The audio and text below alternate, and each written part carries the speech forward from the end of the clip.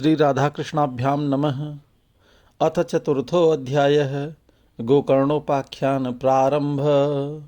सूत उवाच अथ वैष्णवचित्तेषु दृष्ट्वा भक्तिमौलिकीं निजलोकं परित्यज्य भगवान् भक्तवत्सलः वनमाली घनश्यामः पीतवासा मनोहरः काञ्चीकलापुरुचिरो लसन्मुकुटकुण्डलः त्रिभंगललितश्चारुकौस्तुभेन विराजितः कोटिमन्मथलावण्यो हरिचन्दनचर्चितः परमानन्दचिन्मूर्तिर्मधुरो मुरलीधरः आविवेश स्वभक्तानां हृदयान्यमलानि च वैकुण्ठवासिनो ये च वैष्णवाः उद्वादयः तत्कथाश्रवणार्थं ते गूढरूपेण संस्थिताः। तदा जय जयारावौ रसपुष्टिरलौकिकी चूर्णप्रसूनवष्टिश्च मुहुःशङ्खरवोऽप्यभूत् तद्भासा संस्थितानां च देहगेहात्मविस्मृतिः दृष्ट्वा च तन्मयावस्थां नारदो वाक्यम् अब्रवीत्। अलौकिको अयं महिमा मुनीश्वराः सप्ताहजन्योऽद्य विलोकितो मया मूढ़ा सठाः ये पशुपक्षिणोऽत्र सर्वे अपि निष्पापतमा भवन्ति। अतो नृलोके ननु नास्ति किंचित् चित्तस्य शोधाय कलौ पवित्रम् अघौघविध्वंसकरं तथैव कथा समानं भुवि नास्ति चान्यत्। के विशुद्धयन्ति वदन्तु मह्यं सप्ताहयज्ञेन कथामयेन कृपालुर्भिर्लोकहितं विचार्य प्रकाशितः कोऽपि नवीन मार्गः। सूत जी कहते हैं, मुनिवर, उस समय अपने भक्तों के चित्त में अलौकिक भक्ति का प्रादुर्भाव हुआ देखकर भक्तवत्सल भगवान श्री भगवान अपना धाम छोड़कर वहां पधारे। उनके गले में वनमाला शोभा पा रही थी। श्री अंग सजल जलधर के समान श्याम वर्ण था। उस पर मनोहर पीतांबर सुशोभित था। कट प्रदेश करधनी की लड़ियों से सुसज्जित था। सिर पर मुकुट की लटक और कानों में कुंडलों की झलक देखते ही बनती थी। वे त्रिभंग ललित भाव से खड़े हुए चित्त को चुराए लेते थे। वक्ष स्थल पर कौस्तुभमणि दमक रही थी। सारा श्रीअंग हरिचंदन से चर्चित था। उस रूप की शोभा क्या कहें, उसने तो मानो करोड़ों कामदेवों की रूप माधुरी छीन ली थी। वे परमानंद चिन्मूर्ति मधुराति मधुर मुरलीधर ऐसी अनुपम छवि से अपने भक्तों के निर्मल चित्तों में आविर्भूत हुए। भगवान के नित्य लोक निवासी लीला परिकर उद्धव आदि वहाँ गुप्त रूप से उस कथा को सुनने के लिए आए हुए थे। प्रभु के प्रकट होते ही चारों ओर जय हो की ध्वनि होने लगी। उस समय भक्ति रस का अद्भुत प्रवाह चला। बार बार अबील गुलाल और पुष्पों की वर्षा तथा शंख ध्वनि होने लगी। उस सभा में जो लोग बैठे थे उन्हें अपने देह गेह और आत्मा की भी कोई सुधि न रही। उनकी ऐसी तन्मयता देखकर नारद जी कहने लगे, मुनीश्वरगण, आज सप्ताह श्रवण की मैंने यह बड़ी ही अलौकिक महिमा देखी। यहाँ तो जो बड़े मूर्ख दुष्ट और पशु पक्षी भी हैं वे सभी अत्यंत निष्पाप हो गए हैं। अतः इसमें संदेह नहीं है कि कलिकाल में चित्त के शुद्ध के लिए इस भागवत कथा के समान मर्त्यलोक में पाप पुंज का नाश करने वाला कोई दूसरा पवित्र साधन नहीं है। मुनीश्वर, आप लोग बड़े कृपालु हैं। आपने संसार के कल्याण का विचार करके यह बिल्कुल निराला ही मार्ग निकाला है। आप कृपया यह तो बताइए कि इस कथा रूप सप्ताह यज्ञ के द्वारा संसार में कौन कौन लोग पवित्र हो जाते हैं। कुमारा ऊचुः ये मानवाः पापकृतस्तु सर्वदा सदा दुराचाररता विमार्गगाः क्रोधाग्निदग्धा कुटिलाश्च कामिनः सप्ताह यज्ञेन कलौ पुनन्ति ते सत्येन हीनाः पितृमातृदोषका स्त्रीकुणाल कुलाश्च आश्रम धर्म विवर्जिता ये दाम्भिका मत्सरिणुपोई हिंसका सप्ताह यज्ञेन कलौ पुनन्ति ते पांचोग्र पापाश्छल छद्मकारिणः क्रूरा पिशाचाइव निर्दयाश्च ये ब्रह्मस्वपुष्टा व्यभिचारिकारिणः सप्ताह यज्ञेन कलौ पुनन्ति ते कायेन वाचा मनसापि पातकं नित्यं प्रकुर्वन्ति सठा हठेन ये परस्वपुष्टा मलिना दुराशया सप्ताह यज्ञेन कलौ पुनन्ति ते। अत्र ते कीर्तयिष्याम्य इतिहासं पुरातनं यस्य श्रवणमात्रेण पापहानिः प्रजायते। तुंगभद्रा तटे पूर्वं भूत उत्पन्नम उत्तमं यत्र वर्णा स्वधर्मेण सत्यसत्कर्म तत्पराः आत्मदेवः पुरे तस्मिन् सर्ववेद विशारदः श्रोतस्मार्तेषु निष्णातो द्वितीय इव भास्करः। भिक्षुको वित्तवाल्लोके तत्प्रिया धुंधुले स्मृता स्ववाक्य स्थापिकां नित्यं सुंदरी शुक्लोद्भवा। लोकवार्ता रता क्रूरा प्रायसो बहुजल्पिका शूरा च गृहत्कृत्येषु कृपणा कलह प्रिया। सनकादि ने कहा, जो लोग सदा तरह तरह के पाप किया करते हैं, निरंतर दुराचार में ही तत्पर रहते हैं और उल्टे मार्गों से चलते हैं, तथा जो क्रोधाग्नि से जलते रहने वाले कुटिल और कामपरायण हैं, वे सभी इस कलयुग में सप्ताह यज्ञ से पवित्र हो जाते हैं। जो सत्य से च्युत, माता पिता की निंदा करने वाले, तृष्णा के मारे व्याकुल, आश्रम धर्म से रहित, दंभी, दूसरों की उन्नति देखकर कुढ़ने वाले और दूसरों को दुख देने वाले हैं, वे भी कलयुग में सप्ताह यज्ञ से पवित्र हो जाते हैं। जो मदिरापान, ब्रह्महत्या, सुवर्ण की चोरी, गुरु स्त्री गमन और विश्वासघात, ये 5 महापाप करने वाले, छल छद्म परायण, क्रूर, पिशाचों के समान निर्दयी, ब्राह्मणों के धन से पुष्ट होने वाले और व्यभिचारी हैं, वे भी कलयुग में इस सप्ताह यज्ञ से पवित्र हो जाते हैं।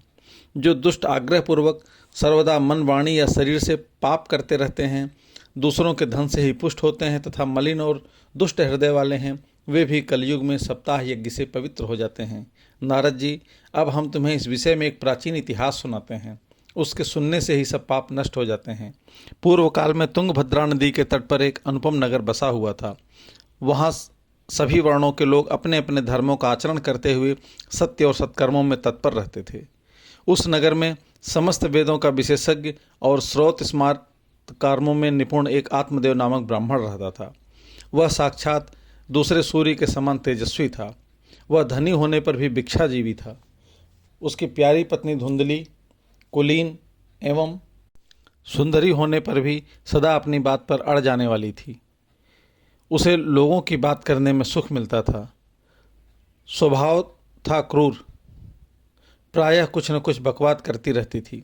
गृह कार्य में निपुण थी, कृपण थी और झगड़ालू भी। एवं निवसतोह प्रेम्णा दंपत्योरम माणयो अर्था कामास्त योरासन्न सुखाय गृहादिकम पश्चात धर्माः समारब्धास्ताभ्याम संतान हेतवे गो भूमा हिरण्यवांसासि दीनेभ्यो यच्छत गत्सदा धनार्थ धर्म मार्गेण ताभ्याम नीतिम तथापि च न पुत्रो नापि वा पुत्री ततश्चिंतातुरो भृशम। इस प्रकार ब्राह्मण दंपत्ति प्रेम से अपने घर में रहते थे और विहार करते थे। उनके पास अर्थ और भोग विलास की बहुत सामग्री उपलब्ध थी। घर द्वार भी सुंदर थे, परंतु उससे उन्हें सुख नहीं था।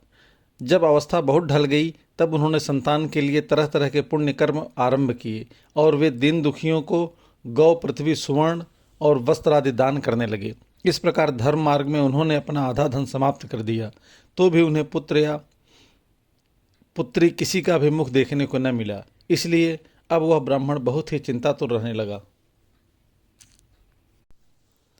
एकदा स द्विजो दोखाद गृहं त्यक्त्वा वनं गतः मध्याह्ने त्रसितो जातस्तडागं समुपेयिवान् पीत्वा जलं निःखणत्स्तु प्रजादुःखेन कर्षितः मुहूर्तादपि तत्रैव सन्यासी कश्चिदाकतः दृष्ट्वा पीतजलं तं तु विप्रो यातस्तदन्तिकं नत्वा च पादयोस्तस्य निःश्वसन संस्थितः पुरः। एक दिन वह ब्राह्मण देवता बहुत दुखी होकर घर से निकलकर वन को चल दिया। दोपहर के समय उसे प्यास लगी, इसलिए वह एक तालाब पर आया। संतान के अभाव के दुख ने उसके शरीर को बहुत सुखा दिया था, इसलिए थक जाने के कारण जल पीकर वह वहीं बैठ गया। 2 घड़ी बीतने पर वहाँ एक सन्यासी महात्मा आए। जब ब्राह्मण देवता ने देखा कि वे जल पी चुके हैं, तब वह उनके पास गया और चरणों में नमस्कार करने के बाद सामने खड़े होकर लंबी लंबी सांसें लेने लगा। यतिरुवाच कथम रोदिसि विप्र त्वं काते चिंता बलीयसी वद त्वं सत्वरम मह्यम स्वस्य दुखस्य कारणम। सन्यासी ने पूछा, कहो ब्राह्मण देवता, रोते क्यों हो? ऐसी तुम्हें क्या भारी चिंता है? तुम जल्दी ही मुझे अपना दुख का कारण बताओ। ब्राह्मण उवाच किं ब्रवीमीरिषे दुखम पूर्व पापेन संचितम मदीया पूर्वजास्तोयम कवोष्णम उपभुंजते मद्दत्तम नैव गृहन्ति प्रीत्या देवा द्विजातयः प्रजा दुखेन शून्यो अहम प्राणांस्ते मुक्तिमिहागतः।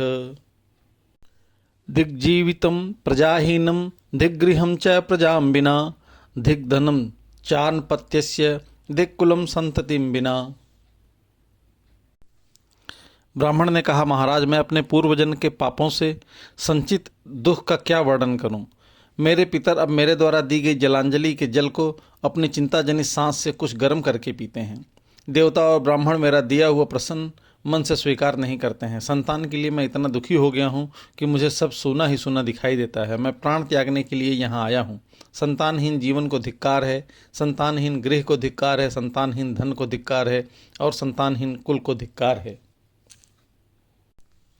पाल्यते या मया धेनु सा बंध्या सर्वथा भवेत यो मया रोपितो वृक्ष सोपि बंध्यत्वमाश्रयेत यत्फलं मद्गृहयातं तच्च शीघ्रं विनश्यति निर्भाग्यस्यान् पस्तस्य कीमतो जीवितेन मे इत्युक्त्वा स रुरोद उच्चैस्त पार्श्वं दुःखपीडितः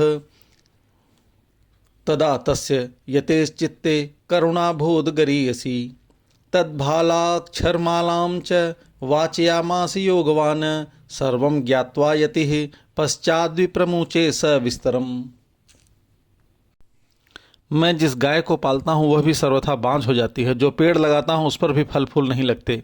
मेरे घर में जो फल आता है वह भी बहुत जल्दी सड़ जाता है। जब मैं ऐसा अभागा और पुत्रहीन हूँ तब फिर इस जीवन को ही रखकर मुझे क्या करना है?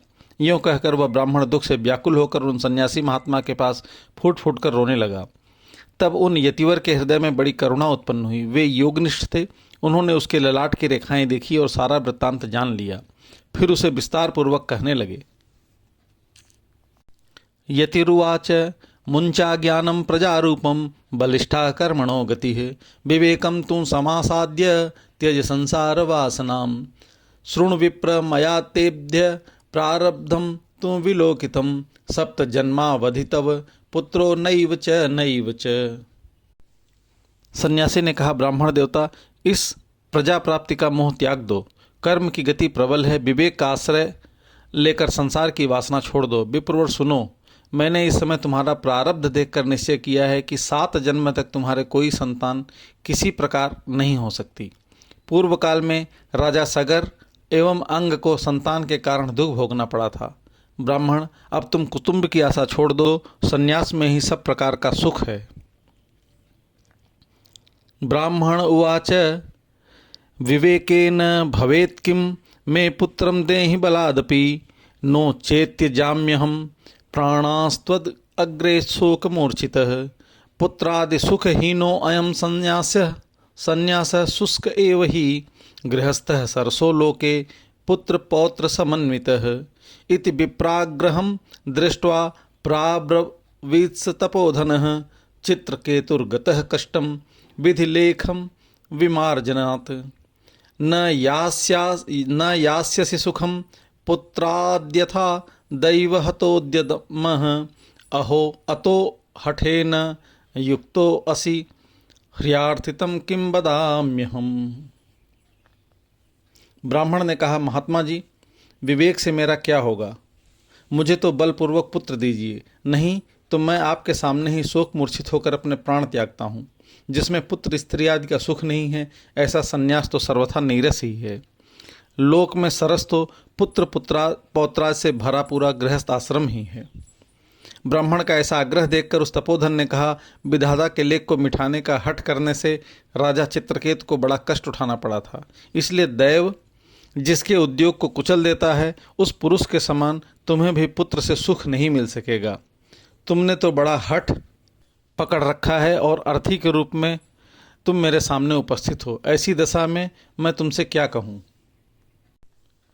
तस्या आग्रहं समालोक्य फलम एकम स दत्तवान इदं भक्षय पत्न्यां त्वं ततः पुत्रो भविष्यति। सत्यम शौचम दया दानमेकं भक्तम तु भोजनम वर्षावधि स्त्रिया कार्यम तेन पुत्रो अति निर्मल।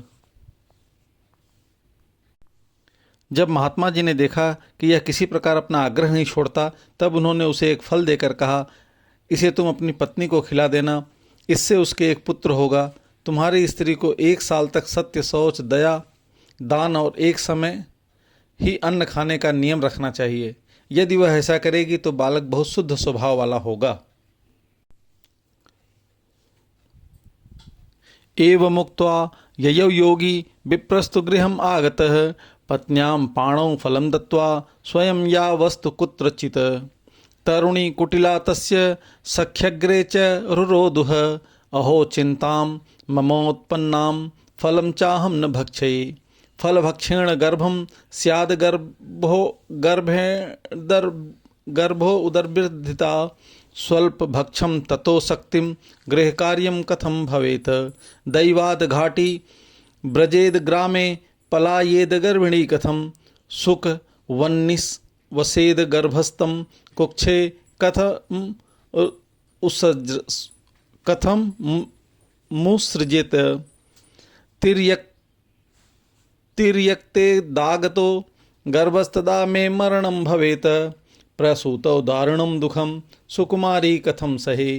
मंदायां मयि सर्वस्वं ननान्दां संहरेत् तदा। सत्य शौचादि नियमो दुराराध्य स दृश्यते। लालने पालने दुःखं प्रसूतायाश्च वर्तते। वंद्या च विधवा नारी सुखिनी चेति मे मतिः। एवं कुतर्ग योगेन तत्फलं नैव भक्षितं। पत्या पुष्पं फलं भुक्तं चेति तये ऋतम्।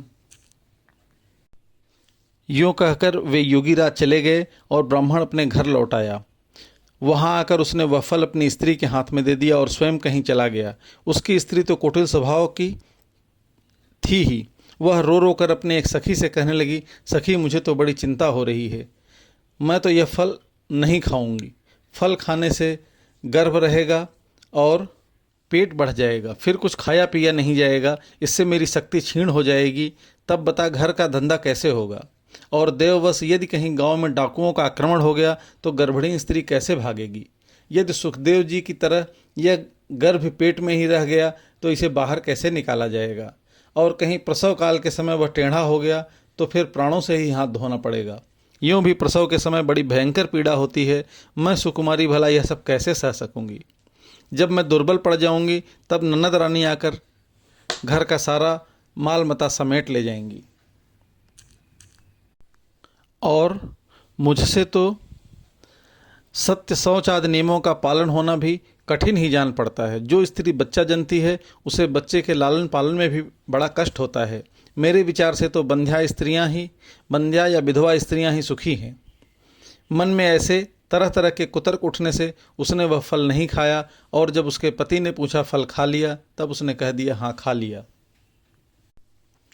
एकदा भगिनी तस्याद्गृहं स्वेच्छया आगता तदग्रे कथितं सर्वं चिंतेयं महती ही मे।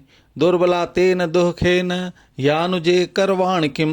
सा ब्रवीन्मं गर्भोऽस्तितं दास्यामि प्रसूतितः। तावत् कालं सगर्भेव गुप्ता तिष्ठ गृहे सुखं। वित्तं त्वं मत्पर्येच्छं स ते दास्यासि बालकं। खड्मासिको मृता बाल इव लोको वदिष्यति। तं बालं पोषयिष्यामि नित्यमागत्य ते गृहे। फलम अर्पय धेन्वै त्वं परीक्षार्थं तु साम्प्रतं। तत् दाचरितं सर्वं तथैव स्त्री स्वभावतः। एक दिन उसकी बहन अपने आप ही उसके घर आई। तब उसने अपनी बहन को सारा वृत्तांत सुनाकर कहा कि मेरे मन में इसकी बड़ी चिंता है। मैं इस दुख के कारण दिनों दिन दुबली हो रही हूँ। बहन, मैं क्या करूँ? बहन ने कहा, मेरे पेट में बच्चा है, प्रसव होने पर वह बालक मैं तुझे दे दूंगी। तब तक तू गर्भवती के समान घर में गुप्त रूप से सुख से रह। तू मेरे पति को कुछ धन दे देगी तो वे तुझे अपना बालक दे देंगे। हम ऐसी युक्ति करेंगे कि जिसमें सब लोग यही कहें कि इसका बालक 6 महीने का होकर मर गया और मैं नित्य प्रति तेरे घर आकर उस बालक का पालन पोषण करती रहूंगी। तू इस समय इसकी जांच कराने के लिए यह फल गौ को खिला दे। ब्राह्मणी ने स्त्री स्वभाववश जो जो उसकी बहन ने किया था वैसे ही सब किया। अथ कालेन सा नारी प्रसूता बालकम तदा आनीय जनको बालम रहस्ये दुंदुलीं ददौ। तया च कथितं भद्रे प्रसूतः सुख भर्कः लोकस्य सुख उत्पन्नम आत्मदेव प्रचोदयात्। ददौ दानं द्विजातिभ्यो जातकर्म विधाय च गीतवादित्र घोषो उद्भूत द्वारे मंगलम बहु। भर्तुरेग्रम ब्रावीद्वाक्यम स्तनम नास्ति कुचेमम अन्यस्ते नेय निर्दुग्धा कथम पुष्णामि बालकम। मत्स्वसुश्च प्रसूताया मृतो बालस्तु वर्तते तामा कार्य गृहे रक्ष सा तेर्भम पोषयिष्यति। पतिनां तत्कृतं सर्वं पुत्ररक्षणं हेतवे पुत्रस्य धुन्धकारीति नामा मात्रा प्रतिष्ठितं। त्रिमासे निर्गते चाथ साधेनुः सुसुवेर्ष भर्कं सर्वांग सुंदरम दिव्यम निर्मलम कनक प्रभम। इसके पश्चात समयानुसार उस स्त्री के पुत्र हुआ। तब उसके पिता ने चुपचाप लाकर उसे धुंधली को दे दिया और उसने आत्मदेव को सूचना दी कि मेरे सुखपूर्वक बालक हो गया है। इस प्रकार आत्मदेव के पुत्र हुआ सुनकर सब लोगों को बड़ा आनंद हुआ। ब्राह्मण ने उसका जातकर्म संस्कार करके ब्राह्मणों को दान दिया और उसके द्वार पर गाना बजाना तथा अनेक प्रकार के मांगलिक कृत्य होने लगे। धुंधली ने अपने पति से कहा, मेरे स्तनों में तो दूध ही नहीं है, फिर गौ आदि किसी अन्य जीव के दूध से मैं इस बालक का किस प्रकार पालन करूंगी। मेरी बहन के अभी बालक हुआ है, वह मर गया है, उसे बुलाकर अपने यहाँ रख लें तो वह आपके इस बच्चे का पालन पोषण कर लेगी।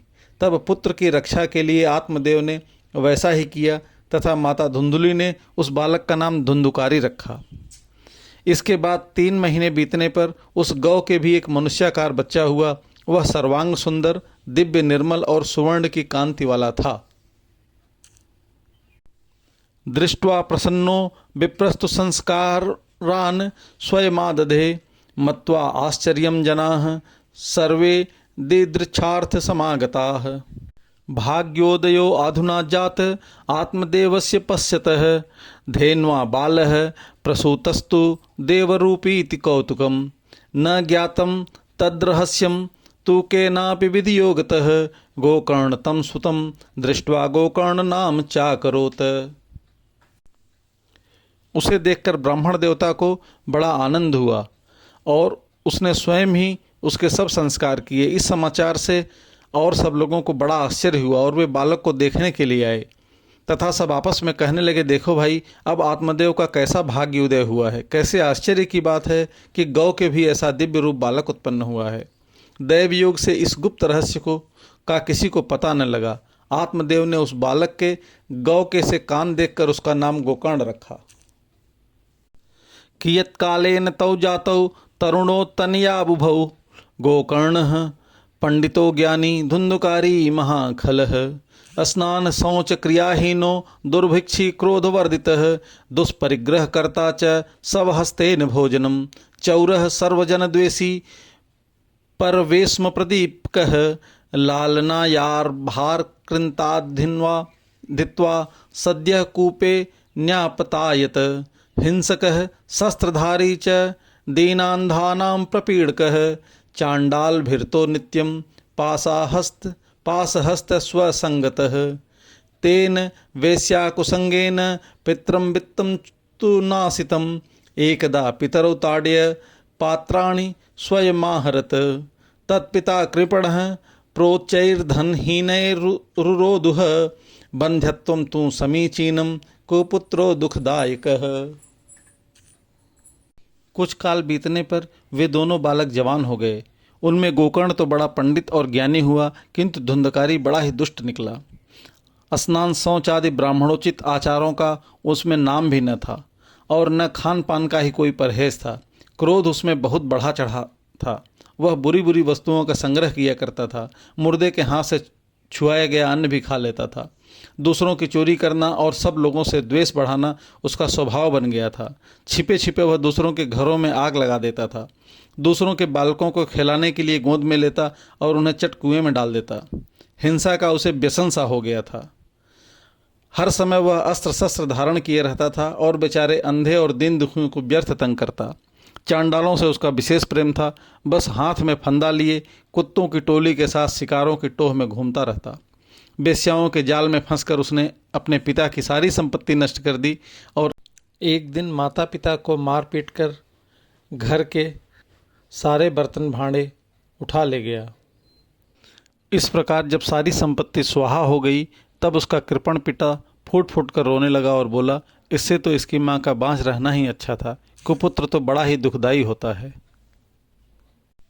क्व तिष्ठामि क्व गच्छामि को मे दुखम व्यपोहयेत प्राणास्त्यजामि दुखेन हा कष्टम मम संस्थितम तदानी तु समागत्य गोकर्णो ज्ञान संयुतः बोधयामास जनकं वैराग्यं परिदर्शयन् असारः खलु संसारो दुखरूपी विमोहकः सुतः कस्य धनं कस्य स्नेहावाञ्जले अतिनिशम् न चेन्द्रस्य सुखं किंचिन्न सुखं चक्रवर्तिनः सुखम अस्ति विरक्तस्य मुनिरेकांत जीवनः मुंचा ज्ञानं प्रजारूपं मोहतो नरके गतिः निपतिष्यति देहो अयं सर्वं त्यक्त्वा वनं व्रज तद्वाक्यं तु समाकर्ण्य गन्तुकामः पिताम् अब्रवीत् किं कर्तव्यं वने तात तत्त्वं वद स विस्तरम् अंधकूपे स्नेहपासे बद्धः पंगुरहं सठः कर्मणां पतितो नूनं माम उद्धारम दयानिधे। अब मैं कहाँ रहूं, कहाँ जाऊं, मेरे इस संकट को कौन काटेगा। हाय, मेरे ऊपर तो बड़ी विपत्ति आ पड़ी है। इस दुख के कारण अवश्य मुझे एक दिन प्राण छोड़ने पड़ेंगे। उसी समय परम ज्ञानी गोकर्ण जी वहाँ आए। उन्होंने पिता को वैराग्य का उपदेश करते हुए बहुत समझाया। वे बोले, पिताजी, यह संसार असार है। यह अत्यंत दुख रूप और मोह में डालने वाला है। पुत्र किसका, धन किसका। स्नेहवान पुरुष दिन रात दीपक के समान जलता रहता है। सुख न तो इंद्र को है और न ही चक्रवर्ती राजा को है। सुख है तो केवल विरक्त एकांत जीवी मुनि को है। यह मेरा पुत्र है। इस अज्ञान को छोड़ दीजिए। मोह से नरक की प्राप्ति होती है। यह शरीर तो नष्ट होगा ही, इसलिए सब कुछ छोड़कर वन में चले जाइए। गोकर्ण उवाच देहे स्थित मांस रुधिरे अभिमंति त्यज तुम जाया सुतादिषु सदा ममतां विमुच्य पश्यानिशं जगदिदं क्षणभंगनिष्ठं वैराग्यरागरसिको भव भक्तिनिष्ठः धर्मं भजस्व सततं त्यज लोकधर्मान् सेवस्व साधु पुरुषान् जहित काम तृष्णाम् अन्यस्य दोष गुण चिंतन मासु मुक्त्वा सेवा कथासार समहो नितराम पिबत्वम। गोकर्ण ने कहा, पिताजी, यह शरीर हड्डी मांस और रुधिर का पिंड है। इसे आप मैं मानना छोड़ दें और स्त्री पुत्र आदि को अपना कभी न माने। इस संसार को दिन रात दिन क्षण भंगुर देखें। इसकी किसी भी वस्तु को अस्थायी समझकर उसमें राग न करें। बस एकमात्र वैराग्य रस के ही रसिक होकर भगवान की भक्ति में लगे रहें। भगवत भजन ही सबसे बड़ा धर्म है। निरंतर उसी का आश्रय लिए रहें। अन्य सब प्रकार के लौकिक धर्मों से मुख मोड़ लें। सदा साधुजनों की सेवा करें। भोगों की लालसा को पास न फटकने दें तथा जल्दी से जल्दी दूसरों के गुण दोषों का विचार करना छोड़कर एकमात्र भगवत सेवा और भगवान की कथाओं के रस का ही पान करें। एवं सुतोक्ति वसतोऽपि गृहं विहाय यातो वनं स्थिर मतिर्गत खष्टिवर्षः युक्तो हरेरनुदिनं परिचर्ययासौ श्रीकृष्णमाप नियतम दशमस्य पाठात्। इस प्रकार पुत्र की वाणी से प्रभावित होकर आत्मदेव ने घर छोड़ दिया और वन की यात्रा की। यद्यपि उसकी आयु उस समय 60 वर्ष की हो चुकी थी, फिर भी बुद्धि में पूरी दृढ़ता थी। वहाँ दिन रात भगवान की सेवा पूजा करने से और नियम पूर्वक भागवत के 10वें स्कंद का पाठ करने से उसने भगवान श्री कृष्णचंद्र को प्राप्त कर लिया। इति श्री पद्म पुराणे उत्तरखंडे श्रीमद् भागवत महात्म्ये विप्रमोक्षो नाम चतुर्थो अध्यायः। हरि ओम तत्सत्, हरि ओम तत्सत्, हरि ओम तत्सत्।